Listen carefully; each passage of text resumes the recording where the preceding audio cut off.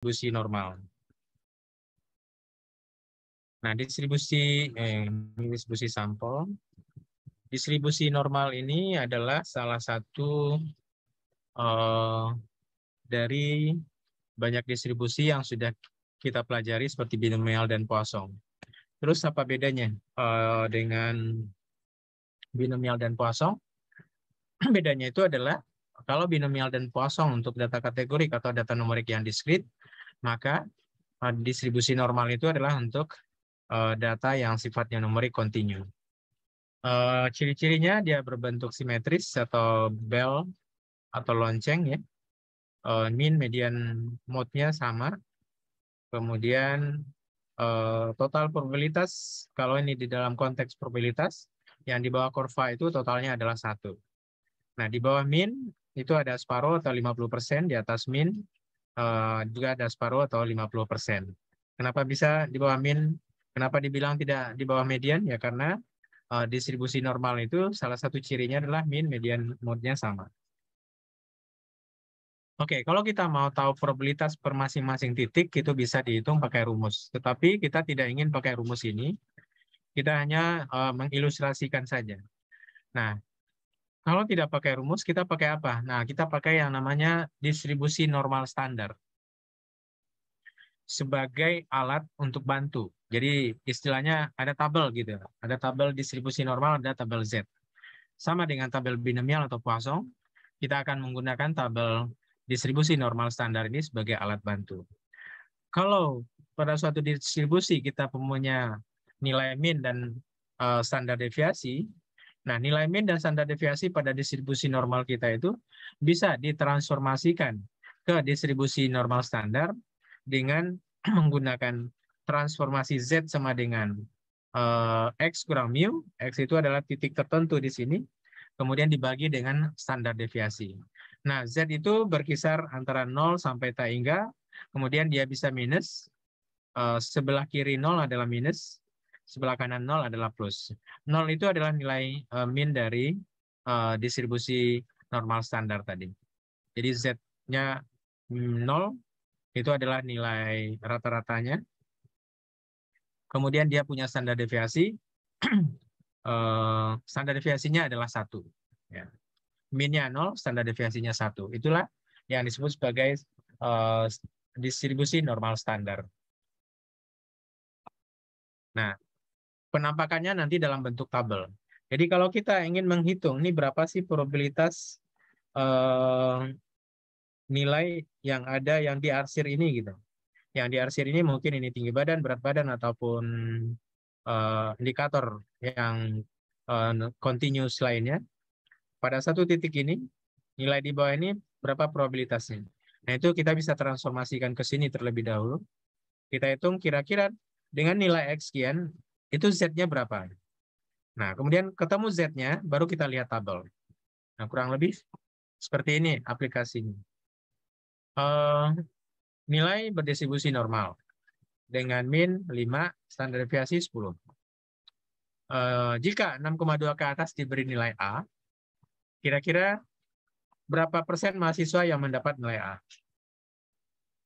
Nah, tentunya untuk menjawab ini, kita harus menghitung dulu yang nomor 2. Berapa nilai transformasi dari 6,2 tadi, Z-nya berapa? Nah, jadi kita gunakan rumus Z sama dengan X kurang mu ini per SD untuk mendapatkan nilai Z. Ternyata setelah kita transformasikan, 6,2 itu di nilai mahasiswa tadi, itu setara dengan Z-nya 0,12. Nah, setelah kita dapatkan 0,12, baru kita lihat di tabel Z. Nah, tabel Z itu ada yang diarsir separuh, ada yang diarsir secara keseluruhan, dan itu kita harus berhati-hati melihatnya. Nah, untuk tabel Z yang dikirimkan, yang kemarin bersama tabel binomial dan Poisson itu adalah tabel Z yang kumulatif.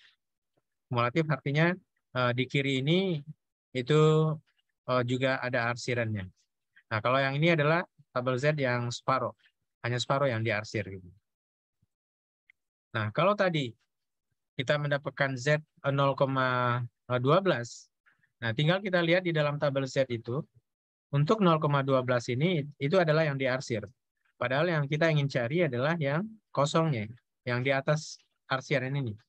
Nah, kalau yang diarsir diketahui, maka yang di atas arsiran itu tinggal dikurangi separuh 0,5 dengan yang diarsir ini. Akan dapatlah yang Izin, di Pak. atas yang diarsir. Agak ketutup, Pak. Ini gambarnya agak Kenapa? ketutup. Gambarnya agak ketutup, Pak. Oh, Gambar yang gambarnya bawah. agak ketutup. Yang di bawah ya? Iya, terima kasih, Pak. Oke. Oh, saya naikin dulu.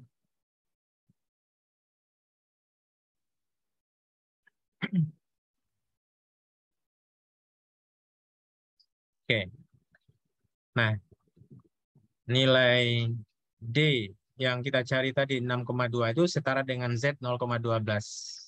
Nah, ini dia. Jadi, langkah-langkahnya adalah yang pertama kita gambar terlebih dahulu. Supaya jelas yang mau dicari apa gitu. Oke, yang mau dicari adalah yang di atas 6,2. Karena tadi pertanyaannya, berapa persen mahasiswa yang mendapat nilai A? Kalau batas 6,2 digunakan sebagai nilai A ke atas. Nah, artinya kita yang digambar kemudian diarsir di atas 6,2. Kemudian langkah kedua dicari titik 6,2 ini setara dengan nilai Z berapa.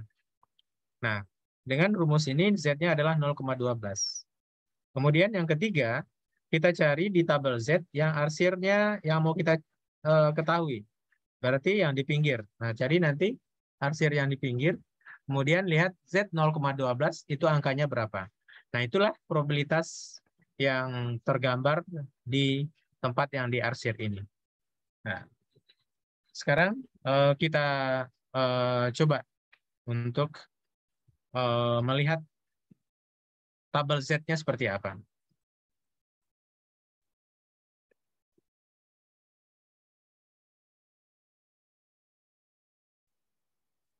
Oh.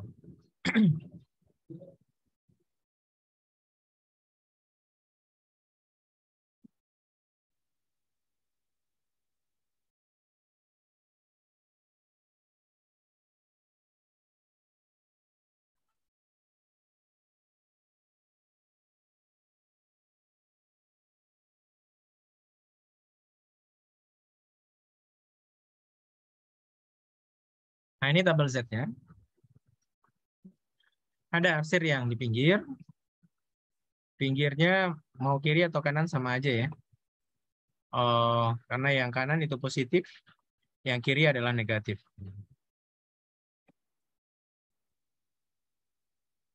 Kemudian ada juga di bawahnya arsir yang tengah. Ini kalau kita mau tahu bagian yang tengah. Tapi kalau mau tahu bagian yang pinggir, pakai yang atas tadi. Kalau mau bagian yang tengah, pakai yang tengah. Sesuai kebutuhan. Nah ini, itu adalah Z untuk keseluruhan. Jadi kalau pada titik 0, itu luas yang diarsir adalah setengah, separuhnya. Nah, kalau 0, sekian, itu berapa gitu? 0,5 misalnya. 0,5 itu luasnya adalah 0,69 atau 69%. Jadi angka yang di sini menggambarkan luasan kurvanya, sedangkan atas dan kiri itu adalah nilai Z-nya. Nah, sekarang kita lihat. Kita mau tahu arsiran yang sebelah kanan. Tadi kalau 6,2 itu setara dengan 0,12. 0,12 itu adalah 0,1, 0,0 itu baru 0,10, 0,11, 0,12. Inilah luas kurva yang diarsir itu pada titik 0,12. Sebetulnya kita bisa juga mencari dengan yang di tengah. Kalau yang di tengah ini 0,12 itu adalah 0,478. Nah, 0,4 00478 ini itu adalah yang diarsir. Kalau sisanya yang tidak diarsir, itu kira-kira berapa? 0,5 dikurang 0,0478 Betul. bukan, Pak? Betul. 0,5 dikurangi ini 0,478. Nah, kok false? Kok dikurang? Itu angkanya 4522. Itu sama dengan yang di atas tadi. Ini adalah yang putih yang tidak diarsir. Itu akan sama dengan yang arsiran pinggir 4522 ini. Jadi tidak usah khawatir kalau misalnya tabel Z yang dimiliki di buku-buku biasanya arsirnya tengah, itu juga bisa dipakai. Tetapi cara mencarinya harus agak lebih panjang, tidak bisa langsung. Tapi kalau kita bisa mendapatkan tabel yang sesuai arsirannya dengan apa yang mau kita cari, maka akan didapatkan angkanya langsung menggambarkan arsiran tadi. Nah, itu untuk aplikasinya dan bagaimana menggunakan tabel Z tadi. Oke, berikutnya, ini penjelasan tabel Z ya. Nah, sebagai tambahan ya, ketika tadi dikatakan,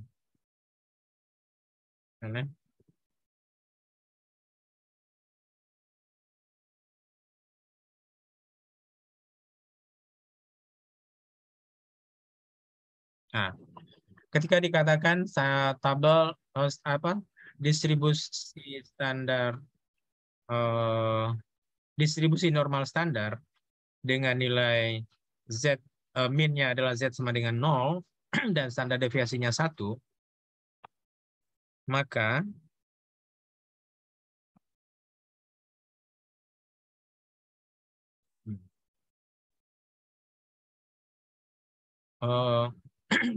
maka pada tabel Z itu luasan kurva plus minus 1 SD, ini nggak bisa diedit ya. Oh, ternyata picture.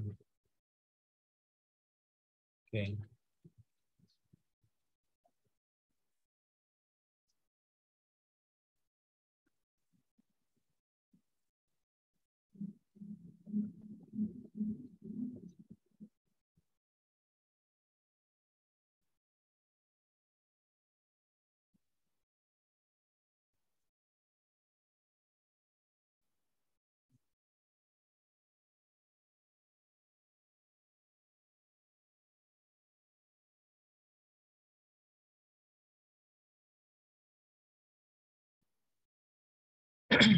Oke, ini aja lah plus minus 1 SD.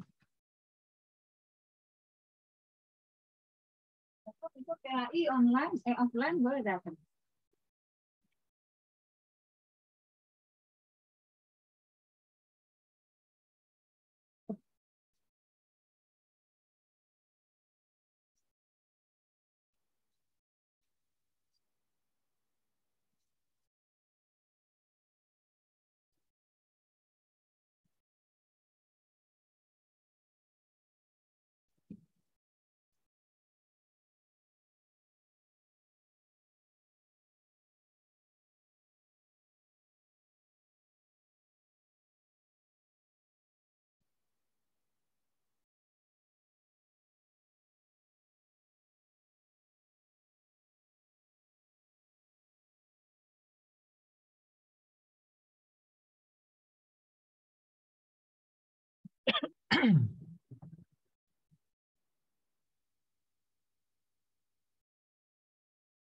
Oke.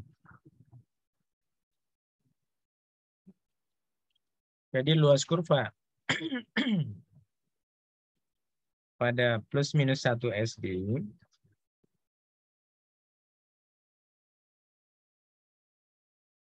itu sama dengan berapa gitu. Nah, kemudian pada plus minus 2 SD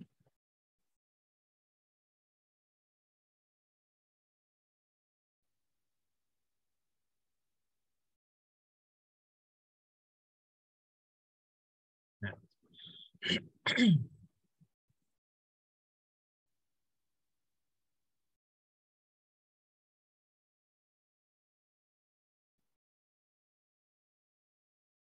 Jadi untuk distribusi normal standar, oh di sini aja lah.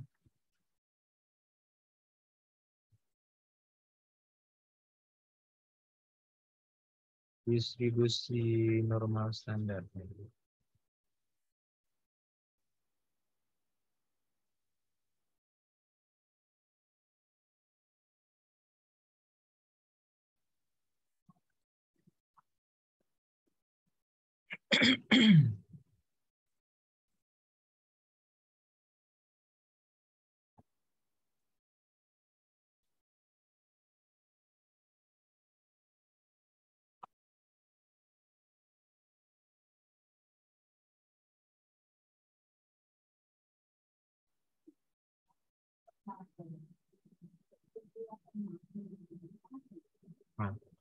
jadi kalau lihat di tabel Z-nya,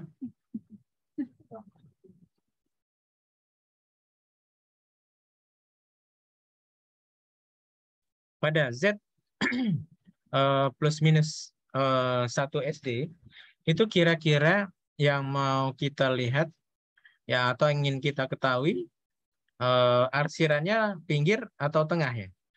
Kalau ini adalah pinggir, kalau ini adalah tengah gitu.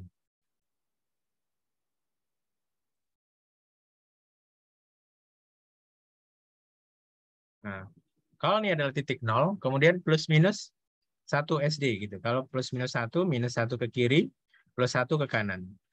Nah, kita lebih bagus, lebih mudah melihat yang ini dibanding yang tadi. Kalau tadi bukan plus minus 1 SD yang didapatnya, tapi adalah di luar plus minus 1 SD. Nah, kemudian kalau kita lihat angka 1 SD itu adalah 0,34. Nah, sehingga kalau plus minus 1 SD itu 0,34 di kiri, 0,34 di kanan, itu kira-kira jumlahnya berapa? Mendingan 2 kali 0,34 ini. Ya. Inilah luasan kurvanya. 6,28. 68 ya. 68. Kalau dipersenkan ya 68,3%.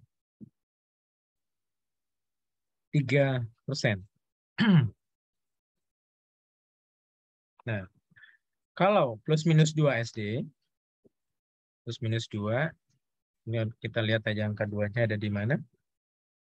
Di 4772, terus kita kali 2, itu adalah 95%.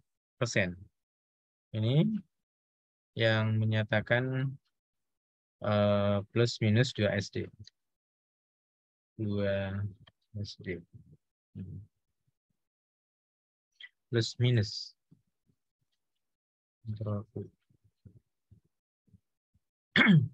Nah,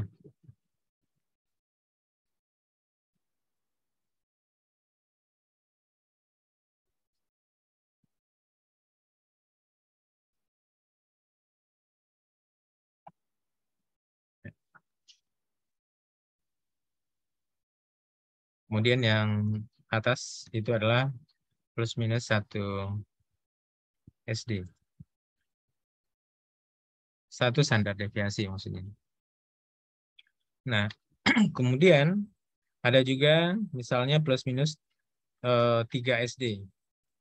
3 SD mungkin di sini ya. Nah, kalau 3 standar deviasi itu praktis sudah 99%. Jadi sangat kecil kemungkinannya masih ada nilai di luar 3 SD. Nah, sehingga dalam konteks kualitas data, kalau ada angka di luar 3 SD itu dikatakan sebagai outlier atau nilai ekstrim.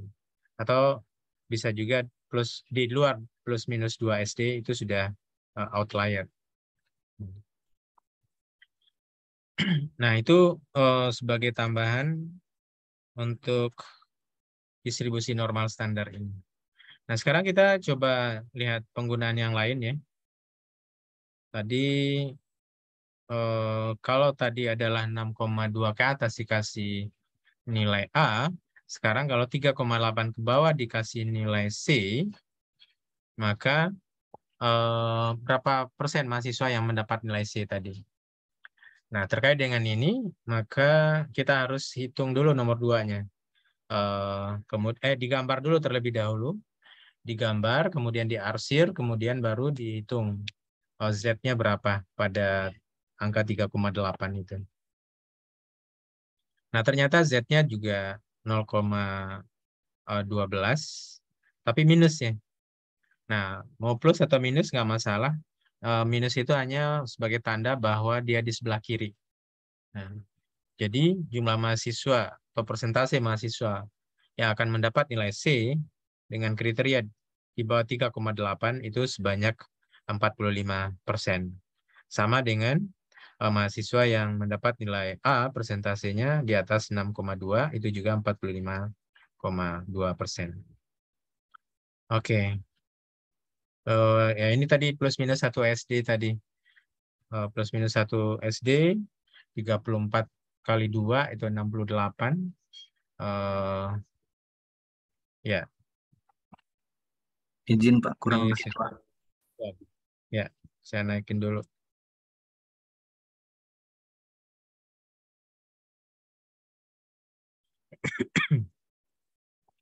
Nah, jadi plus minus 1,5. Kenapa jadi 1,5 ini? Ya.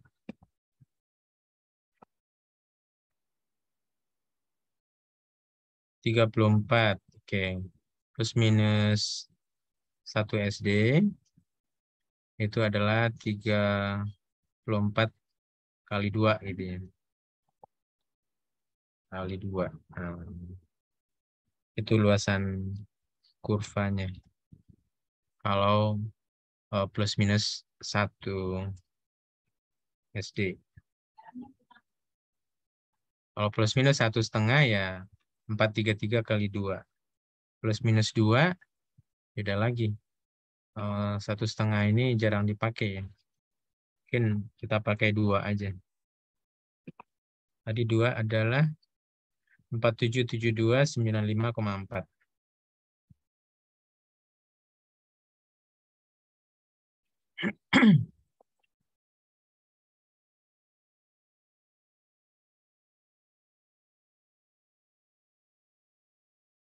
Empat tujuh tujuh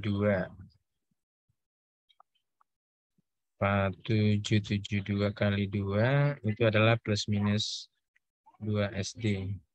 Ya.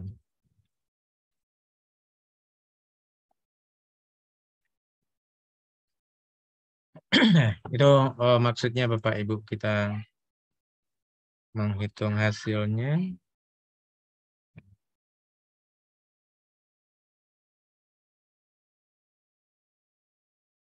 Oke, aplikasi yang lain adalah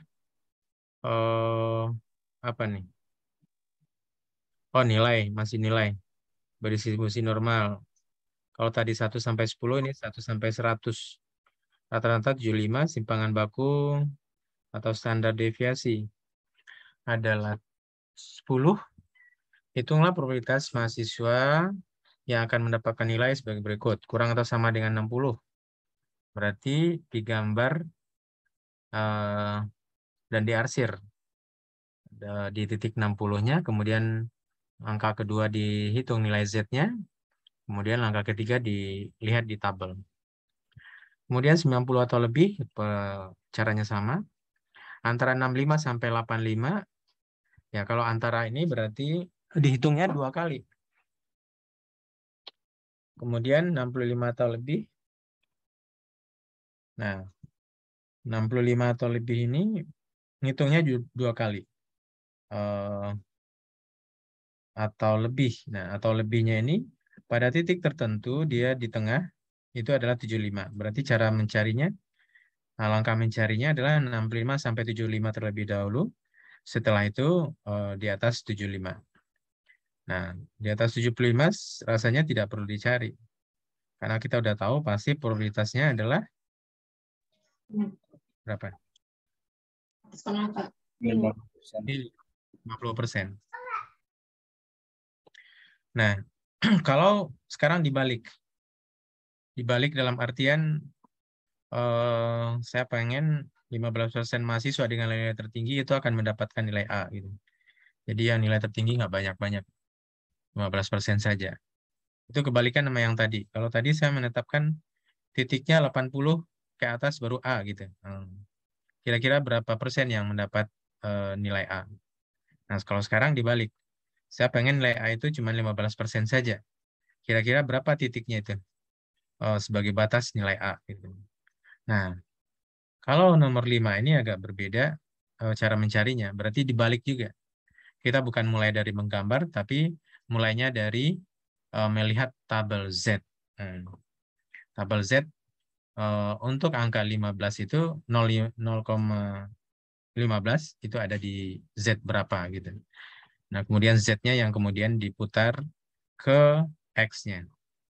Nah, ini Bapak Ibu, kita lihat satu persatu dulu. Kurang sama 60, berarti yang pertama digambar, terus diarsir, 60 ada di mana. Kemudian baru ditransformasi ke Z. Dapatlah Z pada titik 60 itu adalah 1,5 minus, ya karena dia di kiri ya. Terus ketika dilihat di tabel Z, itu 1,5 itu adalah 0,668. Nah, kita lihat Z arsir pinggirnya. Ini kita tutup dulu. Nggak lama pergerakannya.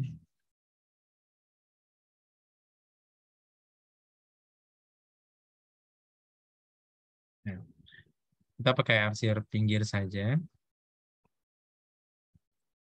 1,5. Z 1,5. Nah, ini adalah 0,0668. Itu artinya 6,68%. Nah, untuk mahasiswa yang kurang dari 75, kurang dari 60 ya. Jadi gambarnya tadi 60 dengan nilai rata-rata 75, maka yang di bawah 60 itu sekitar 6%. Begitu juga kalau 90 atau lebih, itu juga akan ada sekitar 6,68%. Nah, kemudian kalau pertanyaan antara 65 sampai 85, ini harus dicari dua kali ya. Yang pertama adalah 65 sampai 75 terlebih dahulu. Itu Z-nya adalah -1. Kemudian yang kedua, antara 75 sampai 85, itu Z-nya adalah 1. Z1 kita udah lihat tadi 0,34. Kemudian plus minus di 1 ini adalah 68%. Itu untuk memastikan bahwa antara 65 sampai 85 itu ada sekitar 68% mahasiswa. Kemudian yang berikutnya adalah di atas 65. Nah, di atas 65 berarti diarsir semua sampai ke atas. Yang pertama digambar, kemudian transformasi Z. Z pada 65 itu adalah -1. -1 itu adalah 0,34% probabilitasnya. Nah, kemudian antara di atas 75 itu adalah setengah. Sehingga untuk mendapatkan persentase ataupun probabilitas di atas 65 itu adalah 0,84. 0,34 tambah 0,5. Kira-kira demikian. Nah, yang terakhir ini yang berbeda. Kalau 15% nilai tertinggi dikasih A, itu batas A itu berapa gitu. Nah, ini caranya beda. Yang pertama masih digambar, tetapi yang kedua bukan cari Z, tapi adalah cari X dari nilai probabilitas yang ada. Probabilitasnya kan 15%. Nah, pada 15% itu setara dengan Z berapa gitu. Kita harus lihat tabel. Kalau tadi kan Z-nya sekian, probabilitas berapa? Nah, sekarang probabilitasnya 15%, itu Z-nya berapa? Nah, kalau kita lihat di tabel Z, angka yang menggambarkan, ini pasti arsirnya yang pinggir ya, karena kita mau lihat yang nilai tertinggi. Nah, angka yang menggambarkan 15%, di sini kira-kira angka berapa? Z-nya berapa gitu. Kita cari yang persis 15, nggak ada. Adanya cuman 15 lewat 15 sama 14,92, kurang dari 15. Nah, itu adalah titiknya 10, 11, 12, 13. Jadi antara 13 dengan 14. Antara 13 dengan 103 dengan 104, ya bisa juga dituliskan 1035. Nah, atau mau 103 boleh, 104 boleh, mau pakai tengah-tengahnya juga boleh, 1035. Itulah nilai Z pada 15% tertinggi. Nah, kalau kita dapatkan nilai Z-nya 1035, ini 1035 ini bisa 103 atau 104, silakan. Kemudian kita masukkan ke dalam rumus transformasi ini, dapatlah X-nya sekitar 85. Nah, jadi langkahnya dibalik dalam artian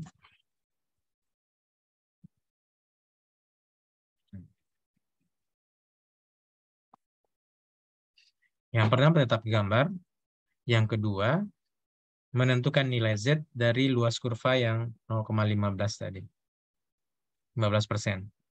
Itu Z-nya antara 103 dengan 104, itu kita tetapkan 1,035.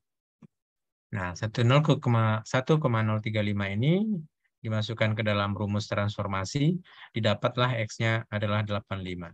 Sehingga nilai terendah untuk mendapatkan nilai A itu adalah 85. Oke, kira-kira sampai di sini ada pertanyaan? Berarti dari persentasenya itu 15%. Kalau mau 15, berarti ya tabel Z itu kita cari yang nilainya 0,15 pasti.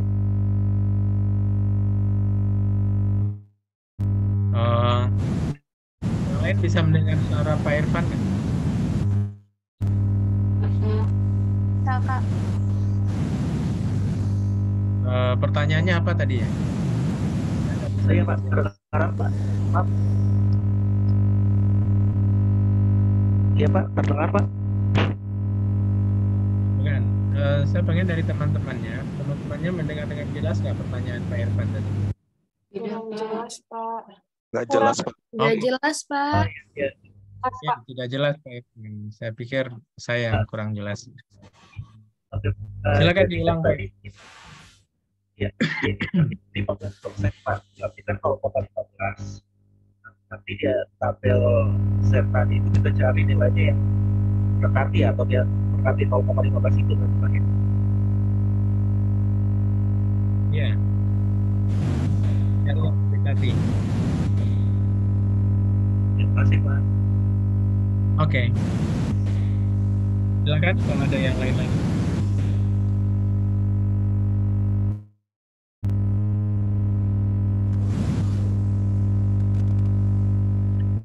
Nah, kalau tidak kita langsung ke ini Bapak aplikasi yang lain ya, contoh yang lain. Prinsipnya hampir sama sih. Kalau tadi nilai ini adalah kadar sodium gitu. Nah, intinya sama. Ada pertanyaan tentang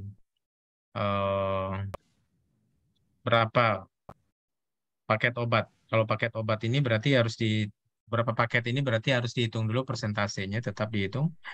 Setelah itu dikalikan dengan jumlah populasinya ini yang 100.000.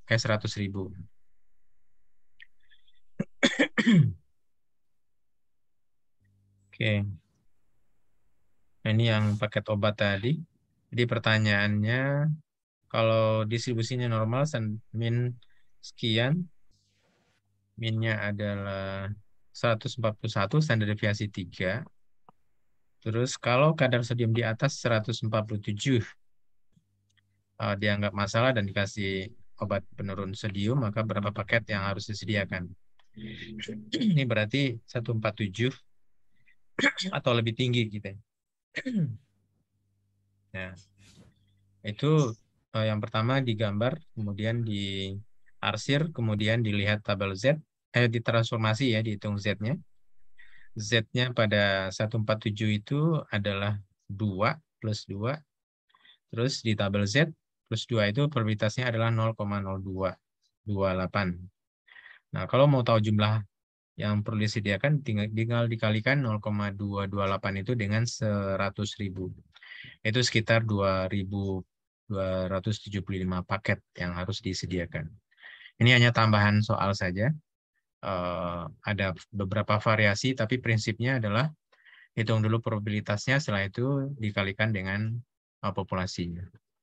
Yang lain prinsipnya sama ya. Nah, langsung aja kepada penugasan. Ini tidak usah diambil dari data, kita samain aja.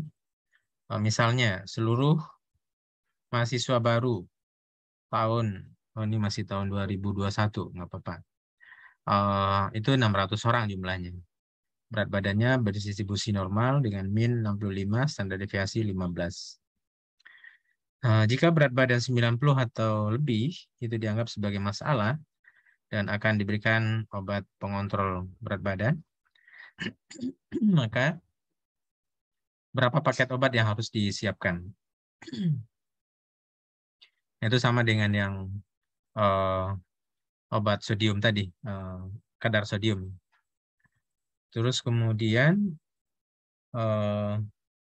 berapa persen populasi yang memiliki berat badan, atau berapa probabilitas yang memiliki berat badan di bawah 50 kilo. Terus berapa yang memiliki berat badan antara 50, berapa persen yang memiliki berat badan antara 50 sampai 80 kilo. 50 sampai 80 berarti dihitung 2 kali ya. Pertama 50 ke 65, setelah itu 65 ke 80.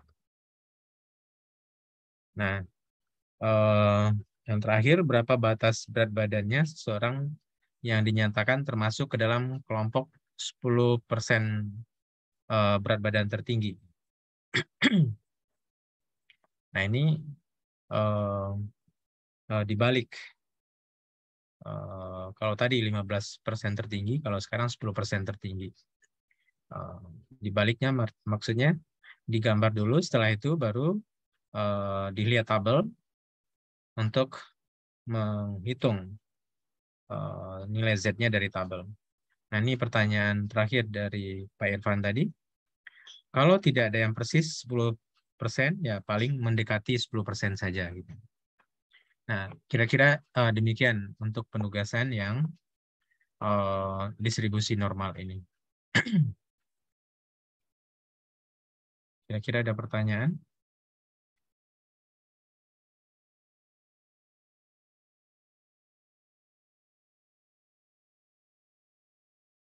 Nah, ini memang harus dipraktekkan ya. Sama dengan binomial Poisson kemarin, alat bantunya adalah tabel. Ini lebih banyak bagaimana menggunakan tabel Z untuk sebagai alat bantu di dalam menghitung probabilitas. Oke, berikutnya adalah distribusi sampel. Nah, prinsipnya hampir sama dengan distribusi normal tadi, tetapi ini pada aplikasi yang berbeda gitu. Aplikasi yang berbeda bagaimana? Ya karena kita mengambil sampel. Nah, kita mengambil sampel yang akan dipelajari di sini ada distribusi sampel itu sendiri, kemudian central limit theory, kemudian distribusi sampel pada nilai rata-rata dan nilai proporsi, serta nanti ada penugasan. Oke, yang dimaksud dengan distribusi sampel adalah distribusi dari nilai rata-rata atau nilai proporsi sampel yang diambil secara berulang-ulang dari populasinya.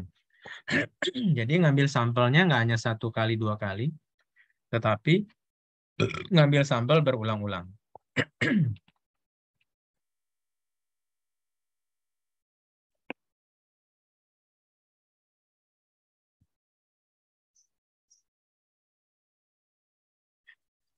Nah, kalau diambil sampel secara berulang-ulang,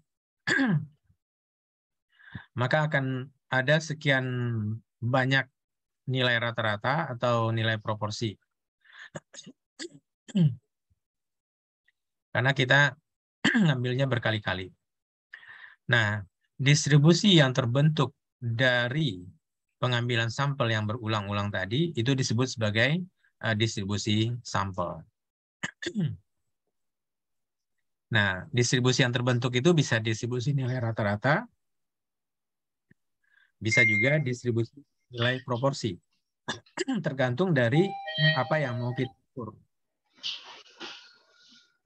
Kalau kita mau mengukur rata-rata misalnya umur atau berat badan, maka akan terbentuk distribusi nilai rata-rata dari sampel umum. Tapi kalau kita mau mengukur proporsi orang sakit sakit ISPA misalnya pada balita, maka yang terbentuk adalah Ih, malu-maluin tuh. Pada bilang, itu Pak anaknya penangis, Pak. Kak Iwa.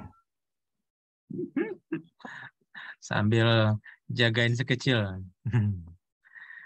Oke, jadi bisa terbentuk distribusi sampel nilai proporsi, bisa terbentuk distribusi sampel nilai rata-rata, tergantung dari ukuran yang mau kita lakukan. Apakah rata-rata berat badan atau proporsi orang balita sakit ISPA misalnya. Nah, kenapa ada yang iseng ngambil sampel berkali-kali? Nah, itu adalah dalam rangka memahami apa yang disebut sebagai central limit theory atau teori limit pusat.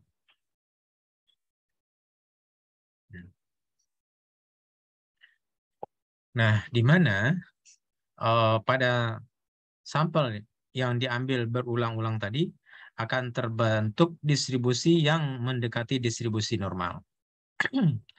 Meskipun populasi awalnya itu tidak normal.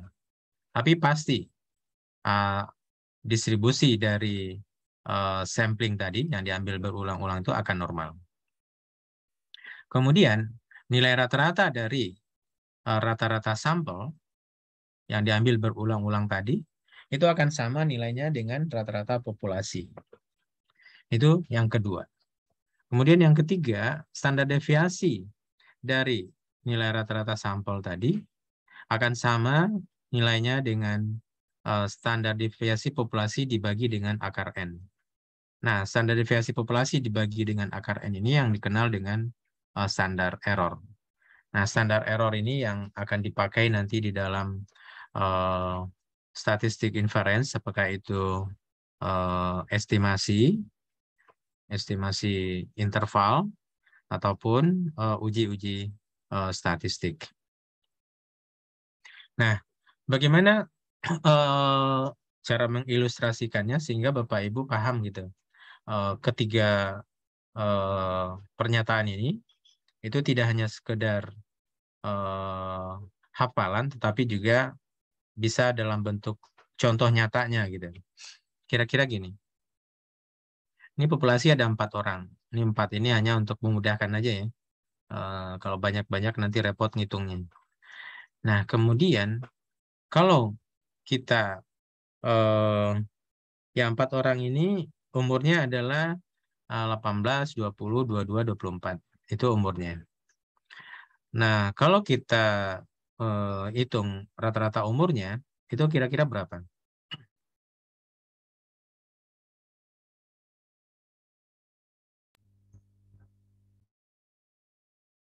21. 21, Pak. Nah, rata-rata umurnya adalah 21. Ini orangnya gede banget ya, sehingga menghambat yang lain.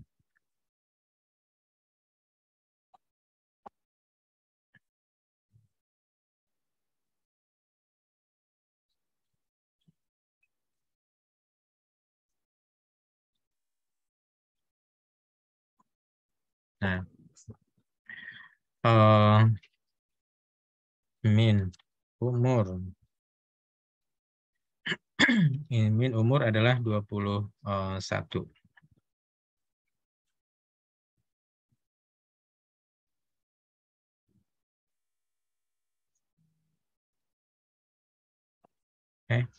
Besar populasi, random variable X adalah umur, variabel random X adalah umur, sekian, dalam bentuk tahun. Kemudian, min umur adalah, ini ditambahin ya, tambah, dibagi berapa nih?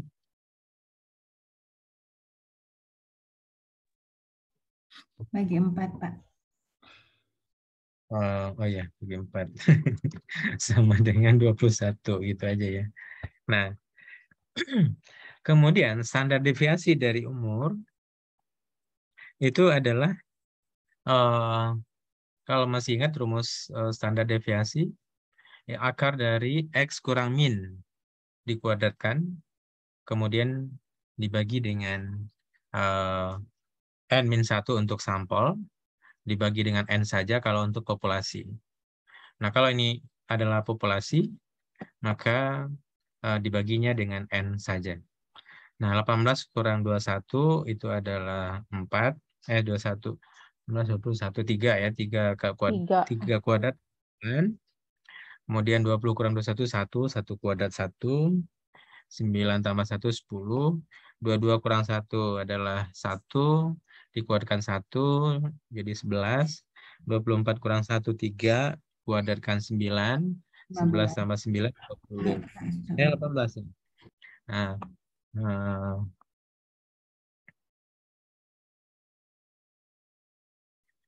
kemudian dibagi 4, kemudian diakarin. Nah, itulah yang didapat nanti standar deviasinya. Min 21, standar deviasinya itu adalah 2,236. Nah, distribusinya tidak normal, tapi adalah flat ya, uniform. Tidak ada modusnya, datar saja.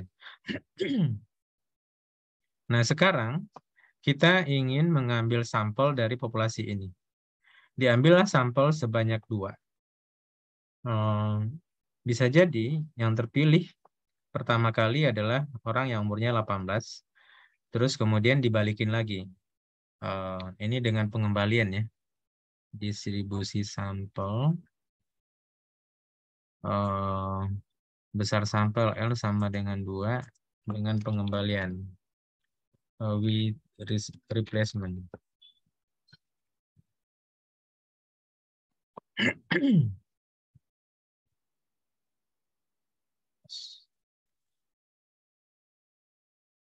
Nah, bisa jadi yang terambil karena dikembalikan lagi, diambil sekali lagi, yang terpilih orang yang umurnya 18 juga. Nah, berikutnya diambil lagi sampel yang kedua, sebanyak 2 orang juga gitu. Nah, yang pertama bisa kepilih orang yang berumurnya 18, terus yang kedua dibalikan lagi, terus kepilih lagi orang yang berumur 20 gitu. Kalau kepilih lagi orang yang 18, ya dihitung tetap 1 tadi, 18. Nah, jadi ada kemungkinan untuk terpilih beberapa kali, tetapi untuk yang keduanya ada kemungkinan untuk kepilih orang yang berbeda.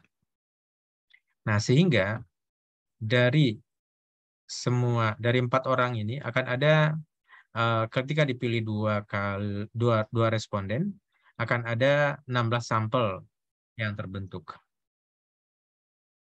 Nah, 16 sampel itu kalau kita rata-ratain umurnya 18 dengan 18 itu adalah 18. 18 dengan 20 itu adalah 19. 18 dengan 22 adalah 20. 18 dengan 24 itu adalah 21. Nah, kalau kita bikin histogram atau apa namanya distribusi dari nilai sampel yang 16 ini, nilai min dari umur yang 18 ini, itu kira-kira akan terbentuk distribusi normal. Nah, yang 18 hanya ada satu. Kalau dalam konteks ini adalah 1/16 ini adalah probabilitasnya. Kemudian yang berumur 19, rata-ratanya 19 itu ada 2. Yang 20 ada 3. Kemudian yang 21 ada 4. 4 itu setara dengan 25%. 4/16 sampel.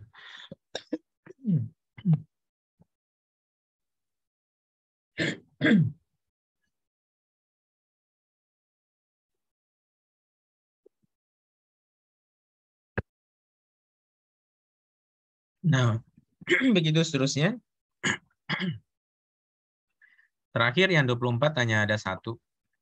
Probabilitasnya 1/16. Nah, inilah yang terbentuk.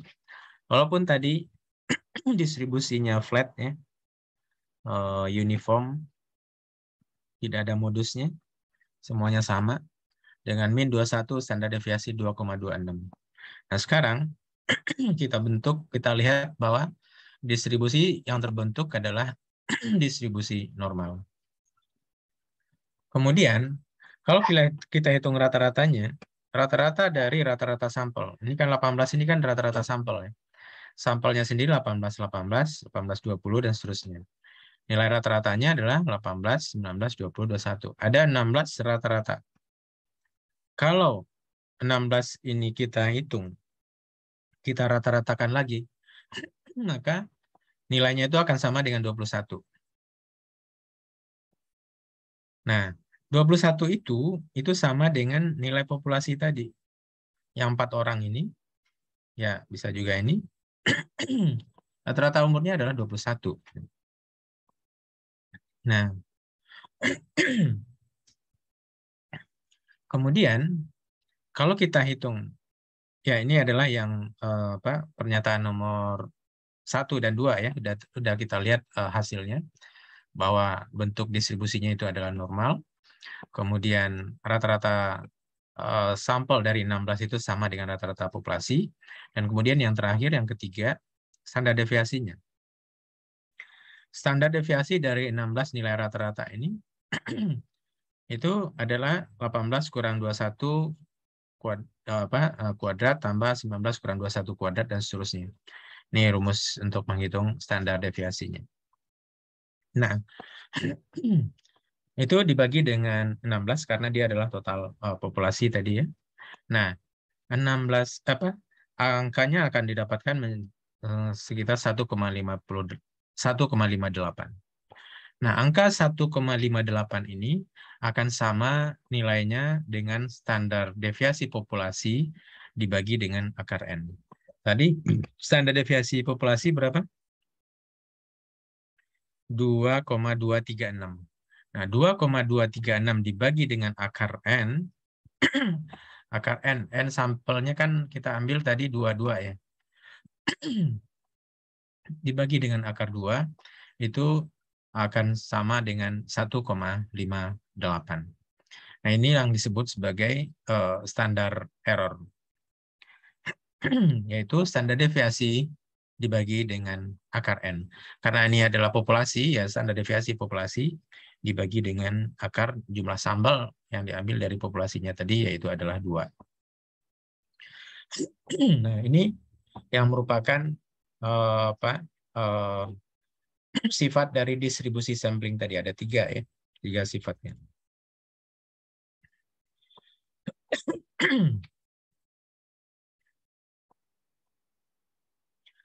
Nah, ini yang ketiganya ini disebut juga sebagai central limit theory. Jadi teori limit pusat gitu.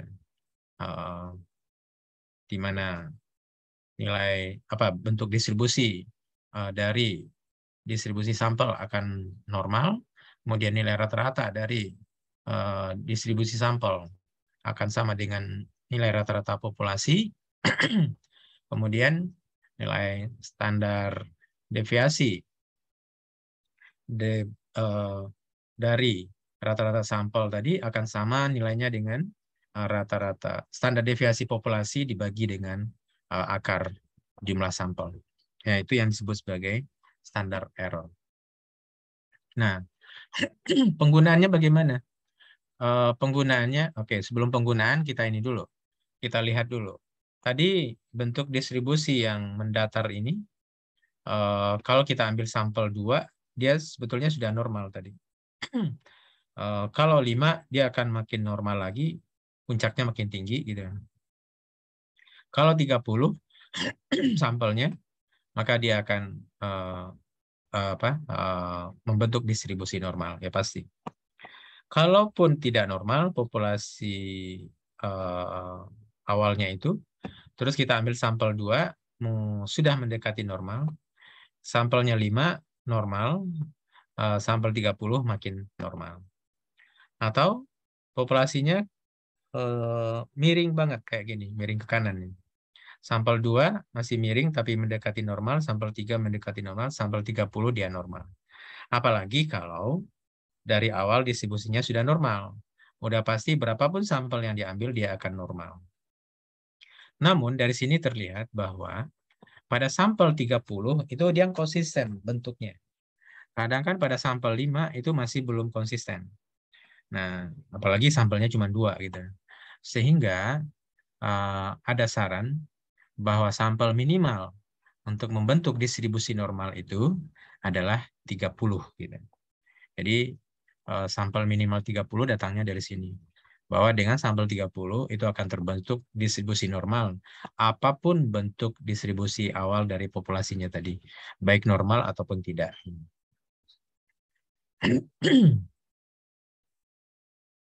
Nah, bagaimana penggunaannya atau aplikasinya? Aplikasinya itu kembali lagi kepada transformasi dengan nilai Z tadi. Namun di sini, kalau pada distribusi normal, nilai Z-nya adalah X kurang min dibagi dengan SD, tapi pada distribusi sampling, Z-nya itu adalah X kurang min dibagi dengan standar error. Standar error itu adalah standar deviasi dibagi dengan akar N. Nah, pada distribusi nilai rata-rata, itu seperti akar SD per akar N biasa.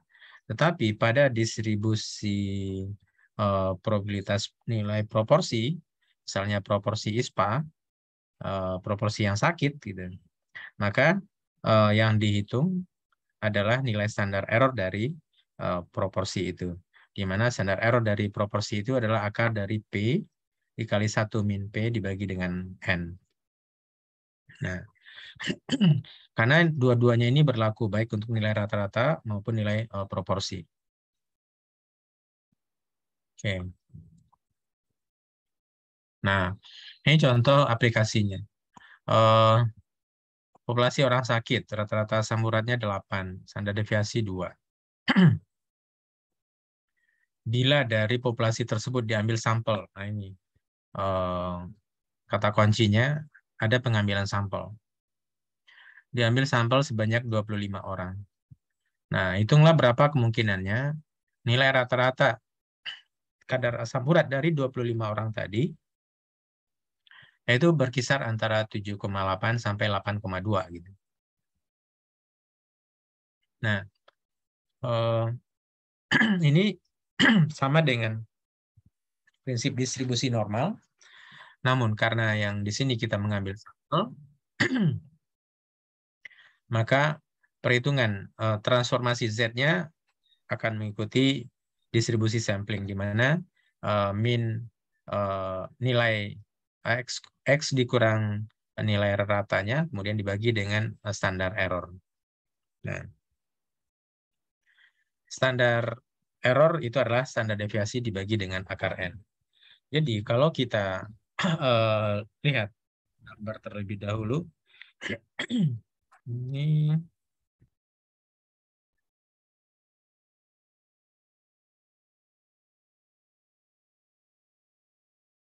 oke.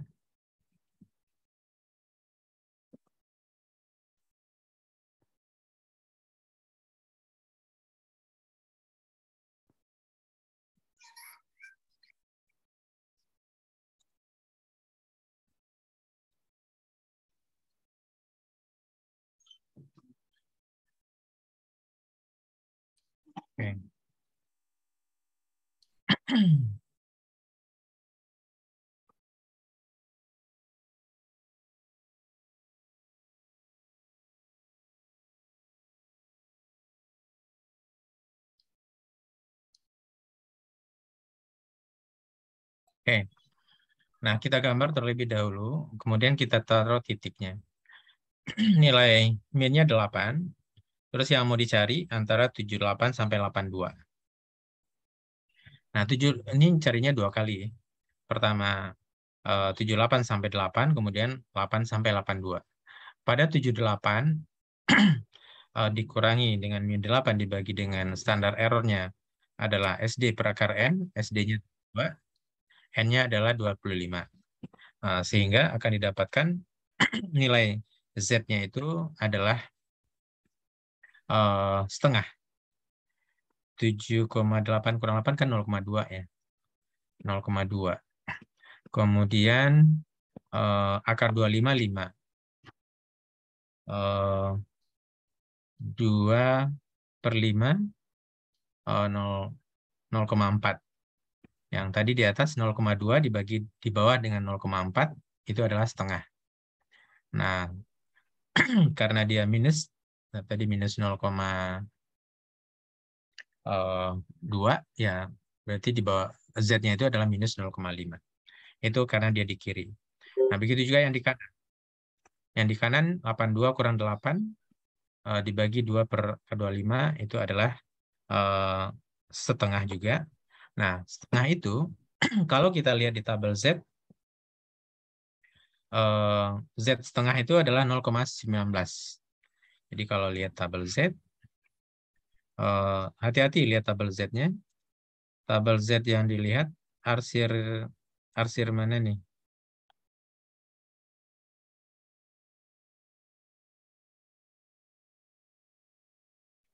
Arsir pinggir atau tengah? Kenapa? Tengah ya, oke. Nah,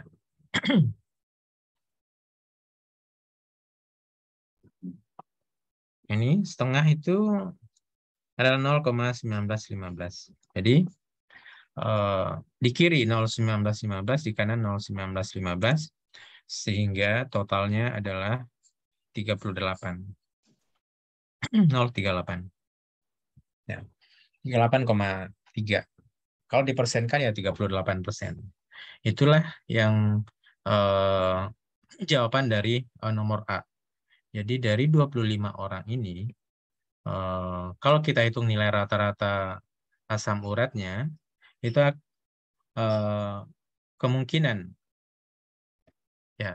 kemungkinan nilai rata-rata dari asam uratnya itu berkisar antara 7,8 sampai 8,2, itu adalah 38%.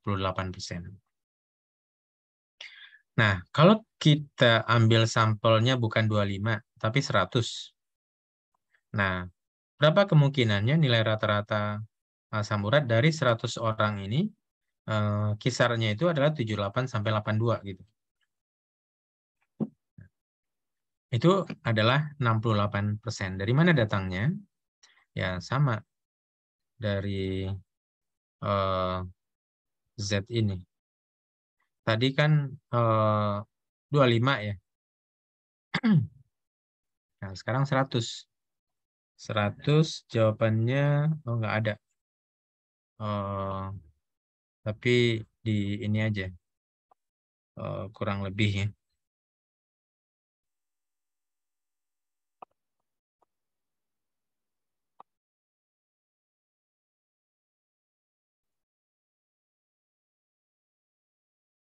Ini yang 25.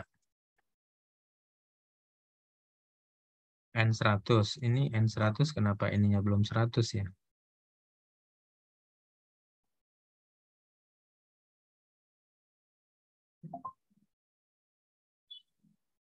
Ya, picture. Oke.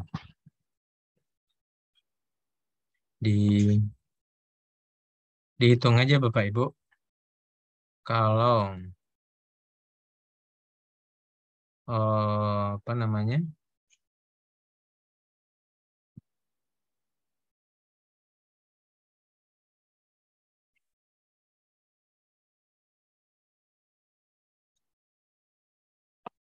Ya.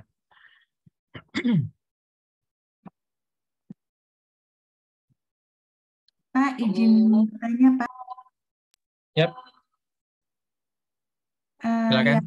ya Pak, izin yang terkait di tabel sebelumnya kan ini yang sampel 25 ini kan ada minus 0,5 dan 0,5. Yang satunya itu satu. Saya masih bingung Pak, itu dapat dari mana ya Pak? Yang di normal distribution-nya. Yang satu yang mana? Yang ini minus 0,5 dan 0,5 nih Pak, yang di tabel normal distribusinya. Dan yang satunya itu adalah minus 1 sampai 1. Itu dapat nilai dari mana ya Pak? Minus 1 sampai 1. Yang di bawah Pak, yang slide 15. Belum. Kita baru di 14 ini. Tadi, oke. Terus dapat Nah, 0,5-nya ini dari mana Pak ya? 0,5 ini. 78 dikurang 8 dibagi dengan 2 per akar 25. Oke Pak. Baik. Dicoba dulu, dihitung, biar paham. Kalau nggak dihitung nggak paham, nanti bingung lagi. Nggak apa-apa. Kita Baik. bareng-bareng, karena ini agak panjang lompatannya gitu. Langkahnya nggak satu persatu lagi, tapi udah lompatan aja. Pokoknya 78 kurang 8, 0,2 dibagi 2 per akar 25. Akar 25 itu adalah 5. 2 per 25 berapa? 2 per 5 maksudnya, bukan 2 per 25. Iya Pak. Ya, Mhm. 0,4 ya Pak. Jadi 0,2 bagi 0,4. Ya 0,5 Pak. Nah, kalau 0,5 lihat di tabel, itu Z-nya apa? Lihat di tabel, maka probabilitasnya adalah 0,01915.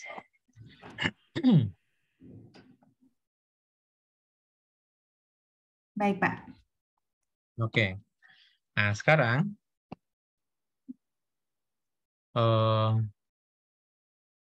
kalau sampelnya 100,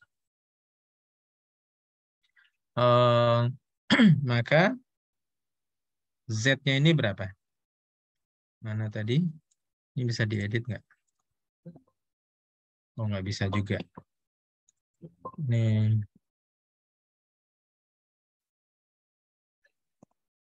Nah.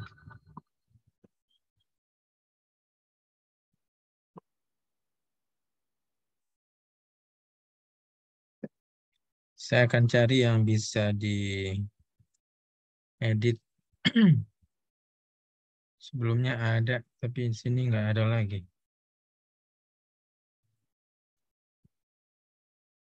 Oh, ini satu-satu. Kan rumus. Ya, repot amat.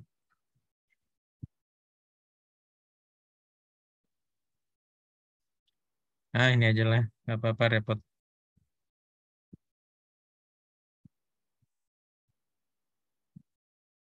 Allah Akbar.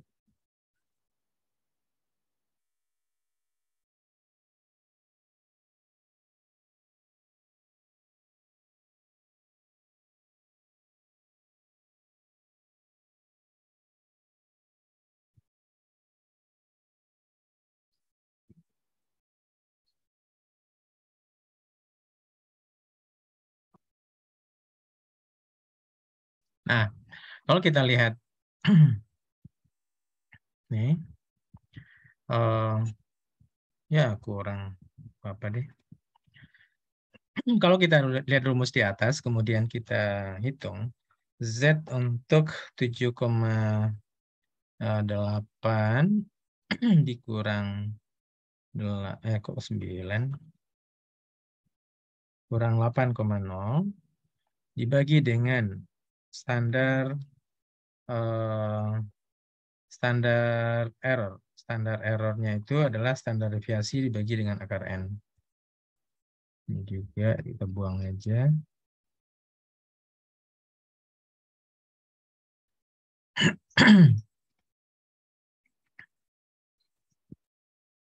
Nah,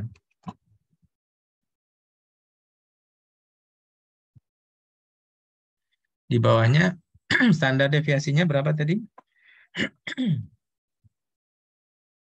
2 bukannya? 2. Kemudian dibagi akar mana ya? 100, Pak. 100. Ah ya. Akar 100. Akar 100. Nah, 10. 10. 2/10, 0,2. Di atas 0,2. Z-nya 1 bukan? Iya, Pak. Iya. Nah, dari situ datangnya. Untuk yang kiri, Z-nya adalah -1. Kemudian untuk yang kanan,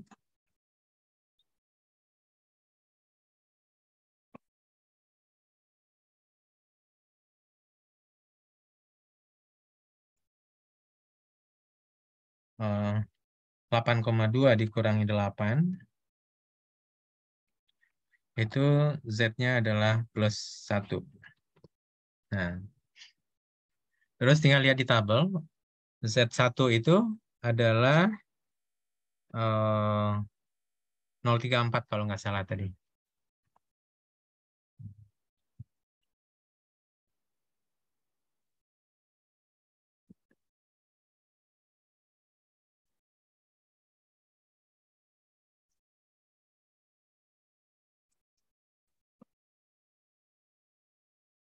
(0,34) berapa ya?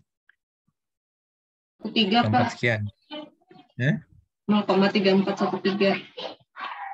Oke. 0,413 di kanan, 0,3413 di kiri, sehingga totalnya adalah 0,68. Itulah datangnya kenapa ini 68%. Jadi, kalau kita ambil sampelnya dikit, maka peluang nilai rata-ratanya itu dekat-dekat dengan min ini, itu sangat kecil, hanya 38%. Tapi, kalau kita ambil sampelnya lebih banyak, misalnya 100, maka peluang dari 100 orang ini nilai rata-ratanya berkisar 78-82, itu adalah 68%. Nah, walaupun masih ada sekitar 42% lagi, kemungkinannya nilai rata-ratanya di luar ini. Gitu.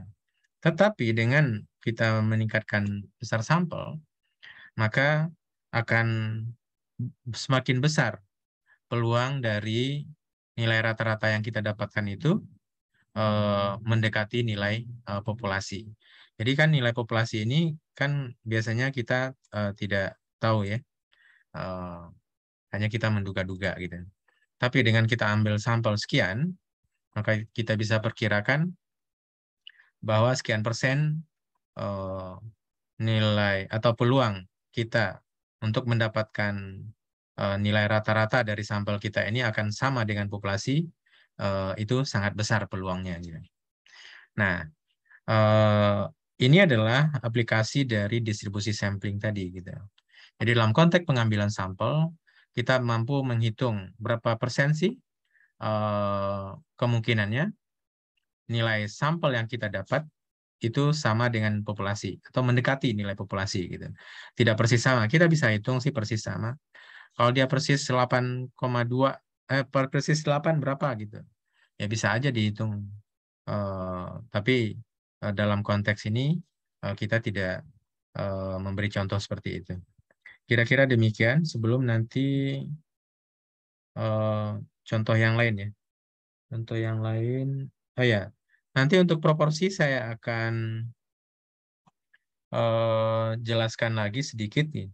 Kan yang baru kita lihat ini adalah rata-rata ya. Maksudnya rata-rata ini adalah rata-rata al-qadar asam urat gitu. Nah, tapi kan nanti bisa juga adalah proporsi gitu.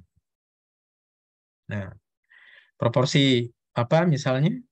Nah, kita akan balik nanti untuk proporsi ini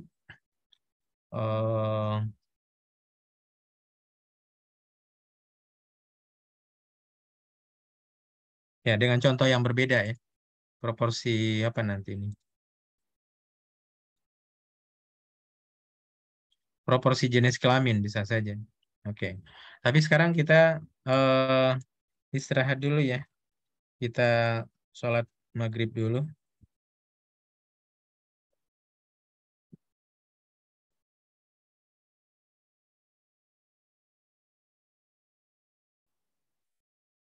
Berapa kita balik? 18.15 saja lah. Biar ini.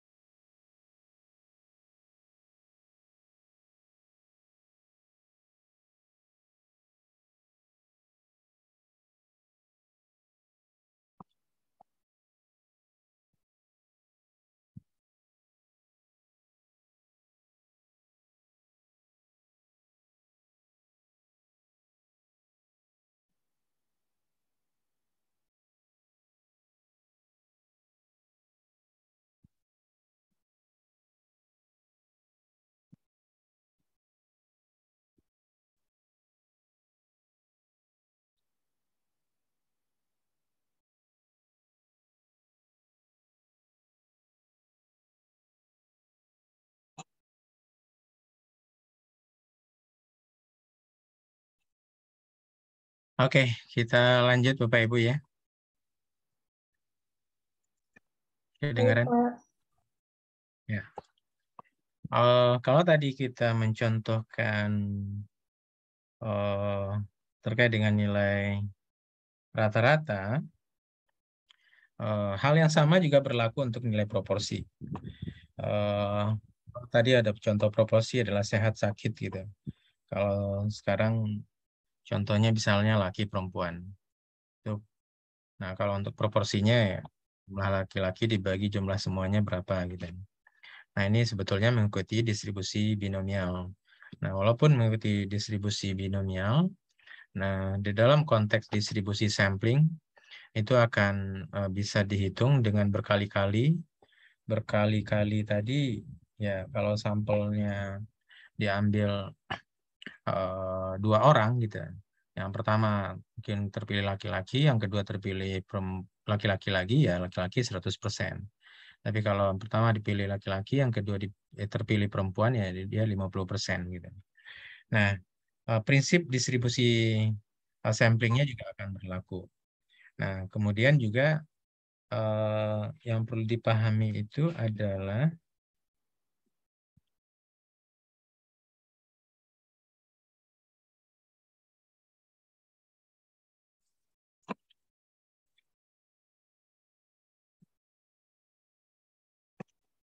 Yang pertama ada mean, kemudian ada standar error dari proporsi. Mean dari proporsi itu sama dengan nilai P proporsi itu sendiri. Kalau dia cuma 2 ya proporsinya adalah setengah gitu. 2 itu maksudnya 2 laki 2 perempuan ya, separuh-separuh. Nah kemudian ini hanya bisa berlaku atau akurat kalau N kali P itu di atas 5 dan N dikali 1 min P itu juga di atas 5. Jadi kalau N-nya sangat kecil gitu atau proporsinya sangat kecil, maka distribusi binomialnya mungkin nggak cocok ya, nggak bisa dipakai gitu. Itu kita pakai distribusi yang lain, distribusi Poisson. Jadi ini hanya berlaku untuk kejadian yang sering. Kalau untuk kejadian yang jarang, kita menggunakan distribusi Poisson. Nah, untuk distribusi binomial itu standar deviasinya adalah akar dari P kali 1 min P. Sedangkan standar errornya akar min P kali 1 min P dibagi dengan akar N. Gitu. Nah, itu prinsipnya sama. Sehingga dalam perhitungan kurva distribusi normal standar dengan nilai transformasi Z itu juga berlaku. Di mana Z-nya itu adalah nilai P dikurangi nilai min dari P dibagi dengan akar dari P1 min P per N. Itu adalah nilai transformasi Z-nya. Nah, kapan nilai transformasi Z ini dipakai? Ketika kita ingin menghitung probabilitas. Berapa sih probabilitasnya? Nilai proporsi yang kita dapat dari sampel tertentu itu berkisar antara sekian sampai sekian. Barangkali kita langsung ke contohnya saja. Ini adalah apa nih? Ini tugas atau contoh ya? Kayaknya contoh udah ada jawabannya. Distribusi sampel proporsi. Pada survei tahun 2020 dilaporkan prevalensi anemia 40%. Terus diambil sampel 100 ibu hamil di kabupaten tersebut. Berapa probabilitas dari proporsi anemia pada 100 sampel itu kisarannya antara 35 sampai 45 gitu. Nah, itu jawabannya sekitar 69%. Dari mana datangnya? Ya, kita hitung dulu. Kita gambar dulu bahwa distribusi yang akan terbentuk dari pengambilan sampel ini adalah normal dengan nilai transformasi Z-nya sama dengan P dikurang rata-rata dari P-nya dibagi dengan akar P1 min P per N. Nah, P-nya 35, min P-nya adalah 40 tadi. Pada suatu populasi. Itu adalah P rata-rata ya. Bisa dianggap sebagai P. Sedangkan P yang akan dicari itu adalah 35 sampai 45. Jadi 35 dikurangi 40 dibagi dengan akar dari 40 dikali 1 minus 40% ya, dibagi dengan akar 100. Kira-kira ada contoh jawabannya enggak? Sehingga dapat Z1 0,2. Oh ya ini. Nah, pertama digambar dulu, terus diarsir, terus dihitung Z-nya. Nah, untuk 35% itu 35 sampai 40 itu Z-nya adalah minus 1,02. Sedangkan harusnya Z1 dan Z2 Bapak Ibu ya.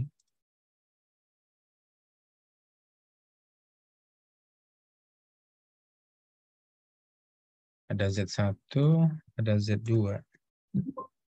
Ya, nggak bisa diedit.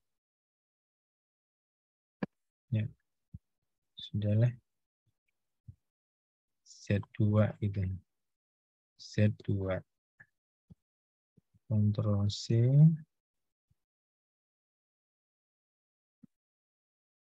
Kontrol.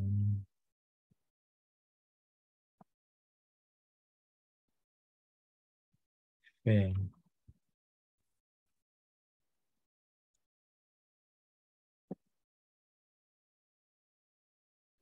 Oke. Saya harus tutup dulu ini. Dia nggak mau.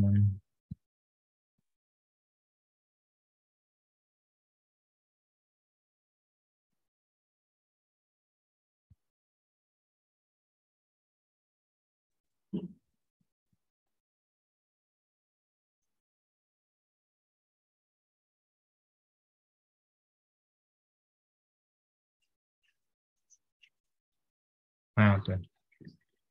Z1 minus, Z2-nya plus. Kemudian dilihat tabel Z, 102 itu sekitar 34,61. Terus 34 di kiri, 34 di kanan, totalnya adalah 69. Jadi artinya dari 100 ibu hamil tadi, kemungkinan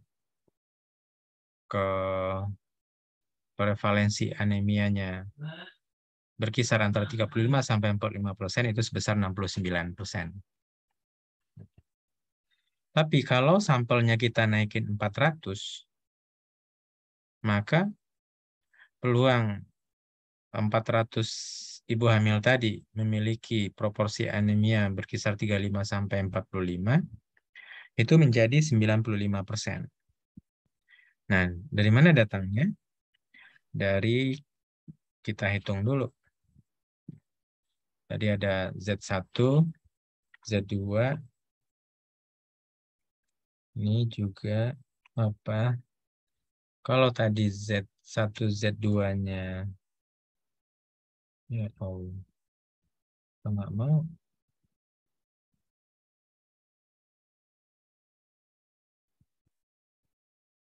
Z1, Z2-nya itu adalah min 1,02. Sekarang dengan sampelnya dinaikin menjadi 400, itu Z-nya akan menjadi 2,04. Nah, dengan Z 2,04 kita lihat di tabel itu P-nya adalah 0,47. Ini pastikan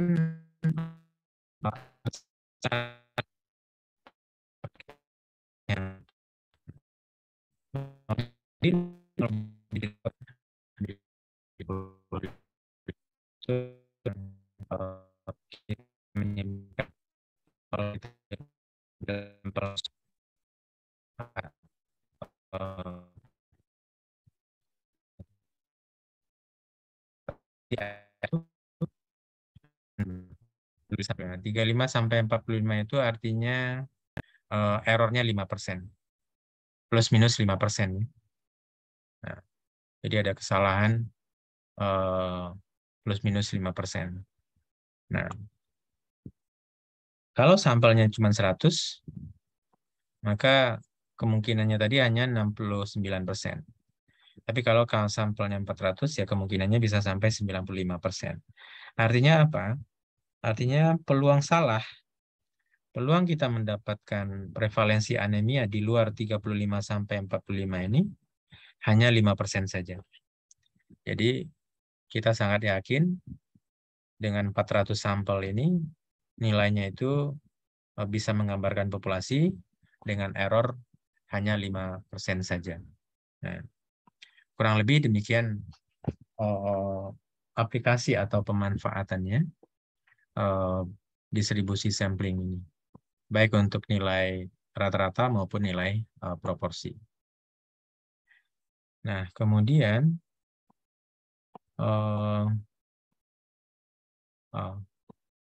ini koreksi untuk populasi terbatas dan populasi yang tidak terbatas gitu.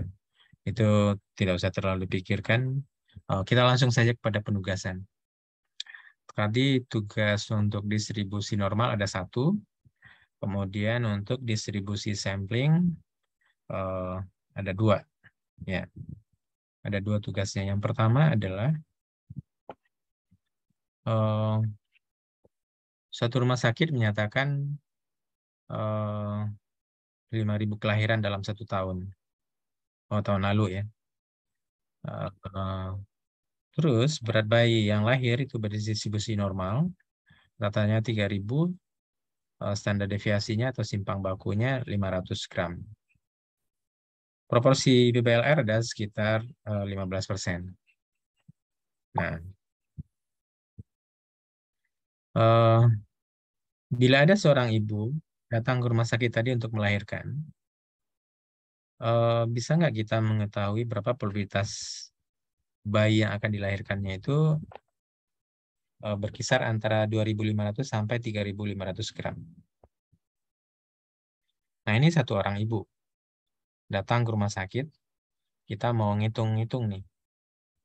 Ngitung-ngitung, memperkirakan probabilitas bayi yang akan lahir dari si ibu ini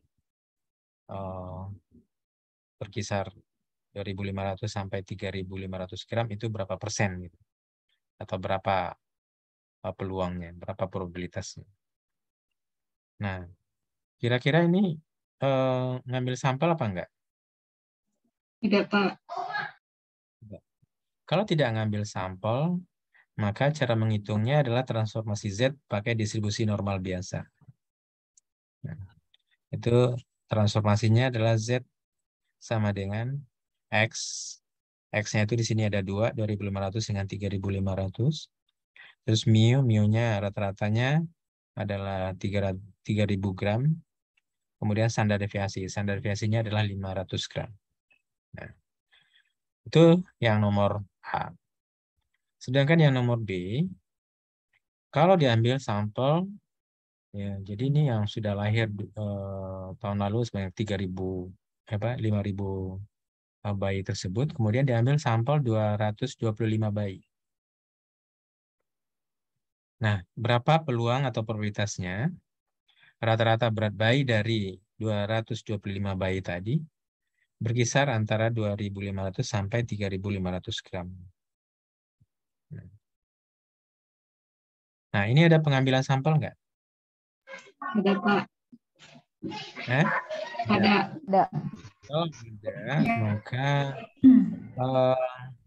akan digunakan nilai transformasi Z untuk nilai rata. Di mana Z-nya itu sama dengan X dikurang min, X-nya adalah 2.500, X1, X2-nya 3.500, min-nya adalah 3.000. 3.000. Ya, standar deviasinya 500, akar N. Akar N-nya adalah 225. Nah, itu kalau untuk 2.525 akar 5. Minus 15 ya. Set satunya jadinya minus 15. Ya, betul. Nah, itu untuk nomor B. Sedangkan nomor C, tetap dari 225 bayi tadi, mungkin nggak ada BBLR? Mungkin. Berapa probabilitas? BBLR-nya itu berkisar antara 10 sampai 20% gitu.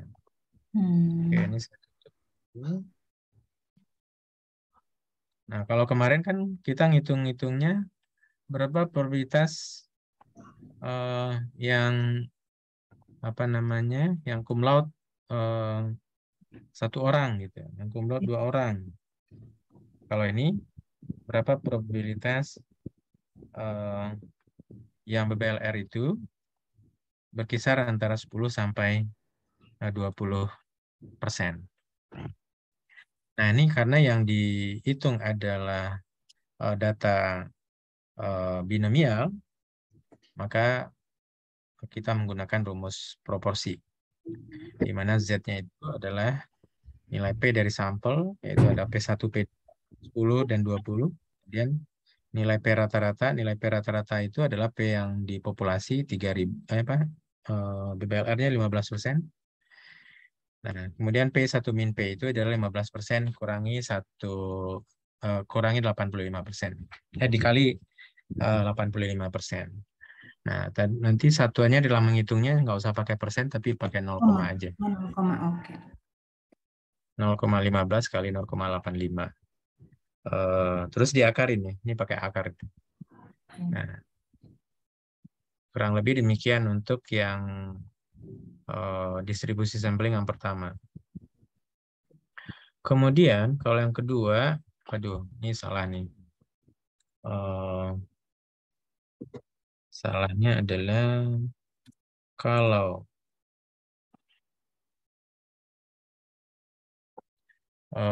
ini apa lagi nih? Kadar sodium. Nah, kadar sodium dewasa sehat min-nya 141, standar deviasi 3. Kalau dipilih 25 orang secara acak, berapa kemungkinan atau berapa probabilitasnya rata sodium dari 25 orang tadi berkisar antara 140 sampai 142. Nah, ini pakai rumus pengambilan sampel, berarti distribusi sampling. Terus ya untuk nilai rata-rata. Karena yang ditanya adalah rata-ratanya. Sekarang, kalau sampelnya dipilih 100 orang ini harusnya. 100 orang. Kalau tadi 25, kalau sekarang 100. Nah, berapa kemungkinannya probabilitas atau peluang atau probabilitas rata-rata dari 100 orang ini itu berkisar 140 sampai 142. Nah, ini untuk menyatakan bahwa kalau kita pilih sampel lebih banyak, maka kemungkinan nilai ratanya itu mendekati nilai rata populasi. Nilai rata populasi kan 141 ya. Ya, 140 sampai 142 itu mendekati 141. Nah, itu berapa persen gitu. Nah, sisanya di luar itu. Di luar itu bisa jadi di bawah 140 atau di atas 142. Nah, itu jauh. Oh, ini kenapa? Ya, itu jauh dari nilai populasi gitu. Karena populasinya itu hanya 141. Ya. Jadi ini dua-duanya menggunakan rumus yang sama.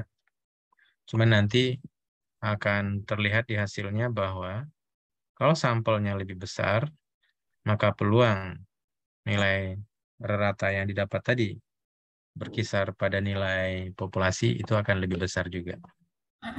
Saya kira kalau ada pertanyaan silakan.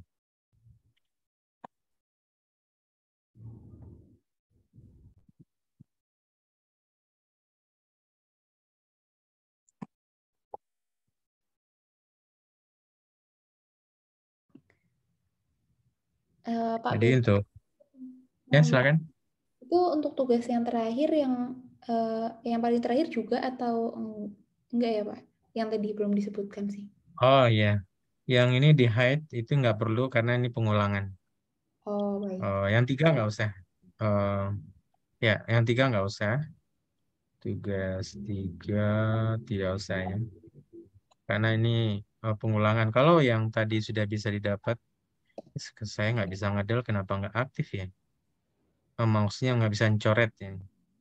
Saya pengennya mencoret hurufnya ini. Tapi ya nggak ada pilihan. Jadi maksudnya gini. Tugas 3 nggak perlu. Tugasnya cuma sampai 2 saja. Cuman yang 2 ini juga sebelumnya ada 3 nomor juga nih. Yang nomor bawahnya udah di del. Oke, kira-kira demikian. Tugasnya cuma 2 untuk distribusi sampling dan 1 untuk Oh, tunggu. Jangan-jangan ada lagi tugas tadi keselip ya? Oh, udah. 2 untuk distribusi sampling dan 1 untuk distribusi normal. Oh, distribusi normal tadi ini latihan. Tugasnya mana? Nih. Tugas distribusi normal hanya 1. Oke. Ada pertanyaan yang lain? Chat ada 17, apa isinya? Absen. Oke.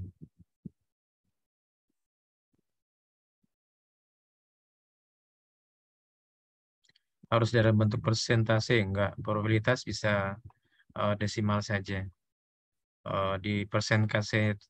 Dipersentasekan supaya kita lebih mudah memahami. 0,25 gitu. Itu berapa? Oh, 25%.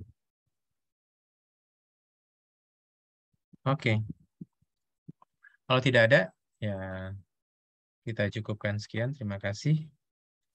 Assalamualaikum warahmatullahi wabarakatuh. Sampai ketemu minggu depan. Waalaikumsalam.